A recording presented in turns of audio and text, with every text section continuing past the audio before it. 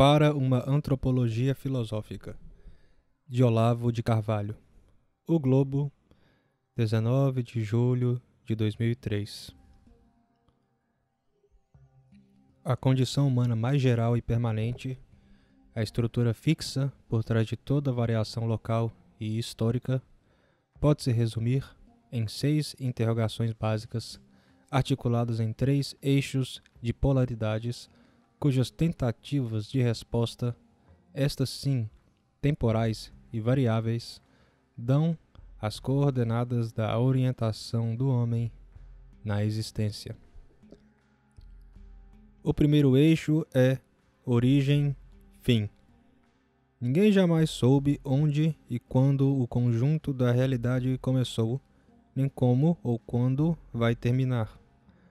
Pode-se arriscar uma teoria da eternidade do mundo, um mito cosmogônico ou a imagem do Big Bang, uma teologia da criação ou um atomismo materialista, cada qual com sua respectiva explicação do fim. Nenhuma delas jamais obteve aceitação universal.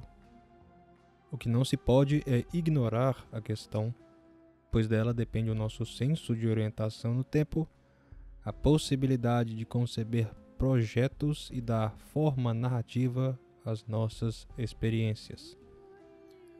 O segundo eixo é natureza-sociedade.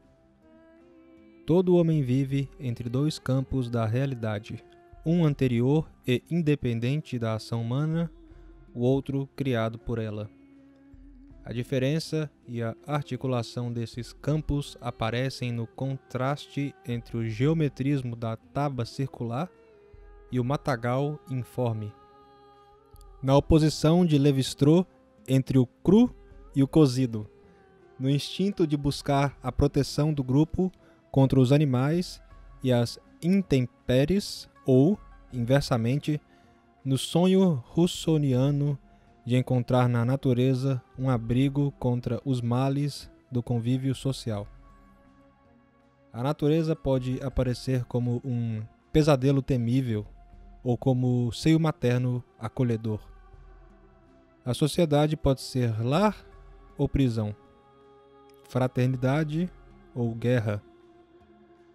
Pode-se fazer da natureza uma espécie de ordem social, como na antiga cosmobiologia, ou naturalizar a sociedade, como na antropologia evolucionista.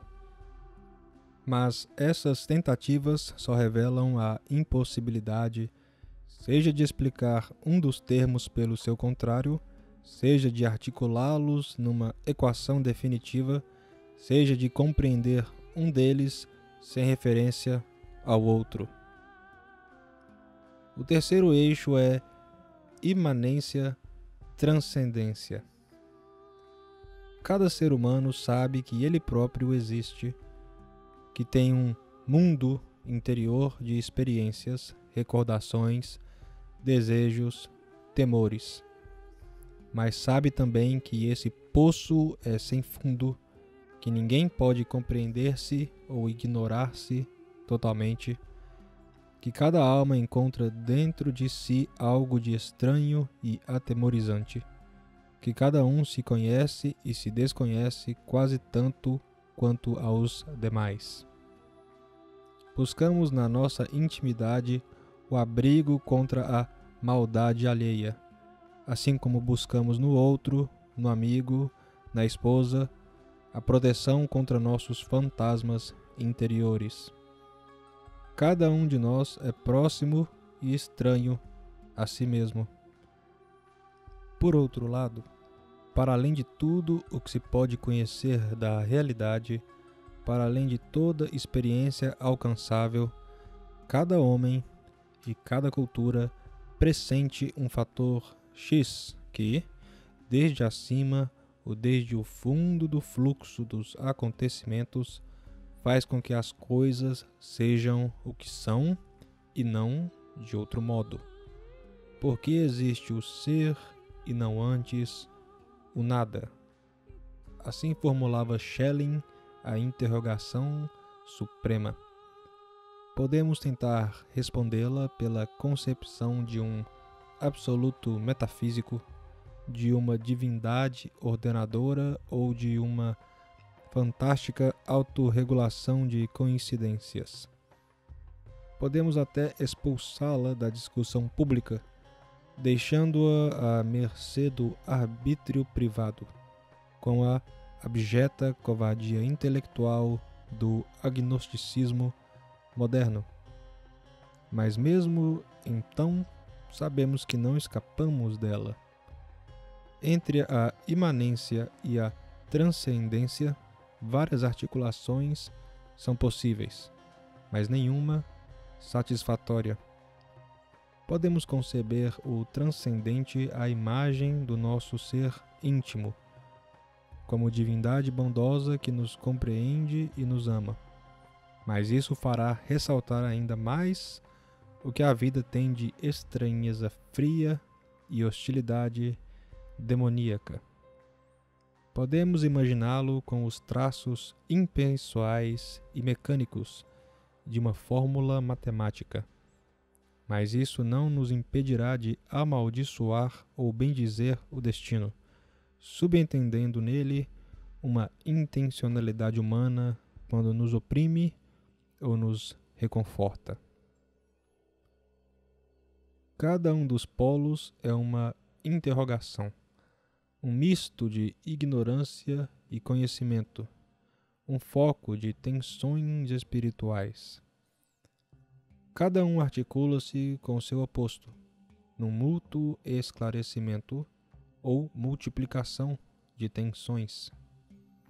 E no ponto de interseção dos três eixos, como no das três direções do espaço, fixado na estrutura da realidade como Cristo na cruz, está o ser humano. Crenças, cosmovisões, doutrinas diferem sobretudo pela hierarquia que estabelecem entre os 6 fatores por meio de assimilações e reduções. Muitas culturas arcaicas privilegiavam o fator origem, explicando sociedade e natureza por um mito cosmogônico, ignorando a transcendência e a imanência. A escolástica medieval remeteu-se à transcendência, sonhando poder deduzir dela uma ordem intelectual completa e definitiva. A modernidade absorveu tudo na oposição natureza-sociedade, esperando não menos utopicamente reduzir os mistérios da transcendência e da imanência, da origem e do fim, a questões de partículas subatômicas, código genético e análise linguística. Preparou assim o advento das ideologias totalitárias que fizeram da sociedade a razão última da origem e do fim, colocando entre parênteses a natureza, sufocando a imanência e vedando o acesso à transcendência. Cada um desses arranjos, mesmo o mais limitador, é legítimo e funcional a título provisório, como experimento de sondagem numa certa direção que os interesses de um momento enfatizaram. Torna-se alienante e opressivo quando se cristaliza numa proibição de olhar para além da articulação admitida. Só a abertura da alma para a simultaneidade dos 6 polos, com suas luzes e trevas, dá acesso à experiência realista da condição humana e, portanto, à possibilidade da sabedoria. Todas as explicações que, para enfatizar uma articulação em particular, negam ou suprimem a estrutura do conjunto são falsas ou estéreis. Filosofias como o marxismo, o positivismo, o pragmatismo, a escola analítica, o nietzscheanismo, o freudismo, o desconstrucionismo, todas aquelas, enfim, que ocupam o espaço inteiro do ensino acadêmico neste país são doenças espirituais, obsessões que nos encerram hipnoticamente no fascínio de uma resposta, ao mesmo tempo que apagam o quadro de referências que dá sentido à pergunta.